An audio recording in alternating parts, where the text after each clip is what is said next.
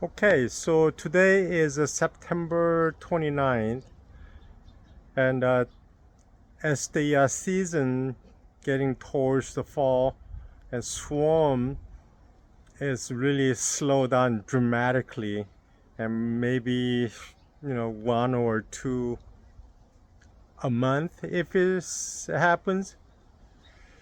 But then, as the season goes on, what I get calls from is about extraction, bee removal, cutouts, things like that.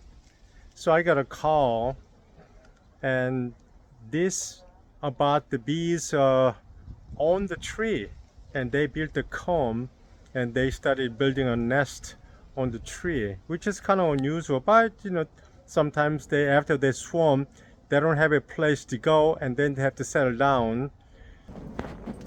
An orange tree, I think, and the bees, they're about about 8, 9, 10 feet high, and it's pretty well established. The comb is about 1 to almost about 3 feet long, and then by looking from the side, it's about 2 to 3 layer, and there's another one on the side, and this is massive. Okay, so now I have a two option. The first option will be try to go through and find the queen and put the queen in the cage, and then put that in a box, and then rest of the bees follow. They will take about rest of the day. But second option is using a bee vac, and as a vacuuming it, if I can find the queen, it'll be great. If it doesn't, that's okay. But suck off all the bees as much as I can, and then cut the comb as usual, just rubber band on the frame.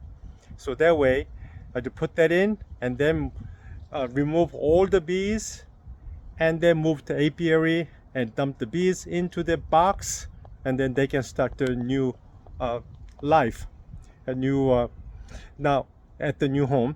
Now, by vacuuming it, by looking at the massive of the bees, probably will be a lot faster just vacuuming it, and probably I can get it about hour, 2 hour at the most. Okay, so anyway, I'll get to work. My mother-in-law was cutting the branches and she ran into Run into this what? this beehive. Beehive. So do you have any idea how long it's been? Nope, we have no idea. Because all the branches were covered. Exactly. I see. So then what happened? Then I had to call you, Oh, who's that? Sung the beekeeper. Beekeeper? No. Oh, the bee charmer. Yes. Um, Okay. All right. So when did you meet him? How did you know him? I met him at the Alameda Fairgrounds. He had a little stand there. He was talking about bees, and I took down his information and I just had it. So, a few days ago, my dad was out here wanting to trim the tree. It's an orange tree. And he started removing branches when he saw the nest of bees. We were thinking it was a beehive, but then my sister's like, no, that's a honeycomb. So we did a little bit of research, and this was just yesterday. And here we are. We don't want to kill the bees. We do want the bees to survive. So, I'm glad Miguel was able to track you down and get you out here to help us with this situation. Well, I cut the branches and I see the bead over there, and I look under and I see a honey bead over there, and I stop to cut the branches. Were you scared? No, I'm not scared, but I mean, only I had to leave it alone and then move it out. Yeah. That's what I did. Yeah. Okay. All right. And what are you thinking with those bees? Well, I really I don't think, and I think they was small, but now I see it's very big. Yeah.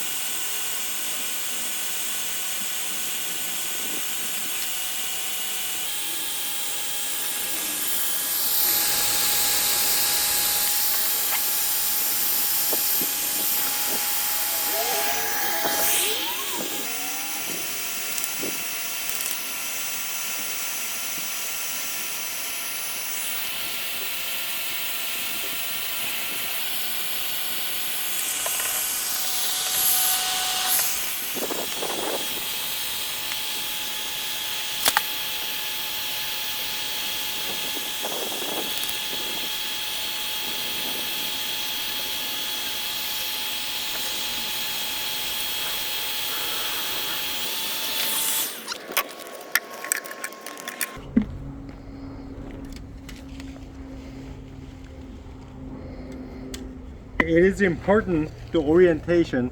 This was the top. If I put it upside down, I'm screwed. They don't like it. The combs are built about 3 to 5 degree angle, so that way, but if I put it upside down, it's going to be downward, which they don't like. So make sure the orientation should be correct. Okay, so now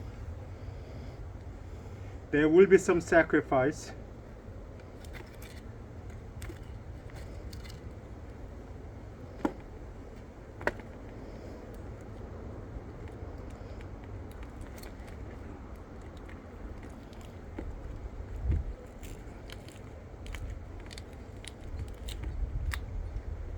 As you can see, as I explained, there's no honey stored at all.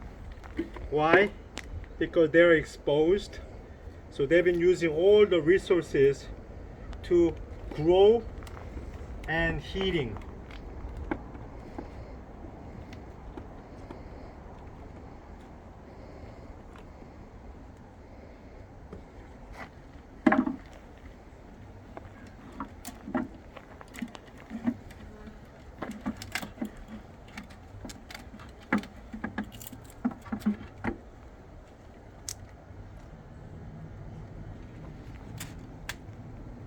And then when they get home, they will chew off these rubber bands, and within a couple of days, we'll see a lot of rubber bands tossed out of the hive.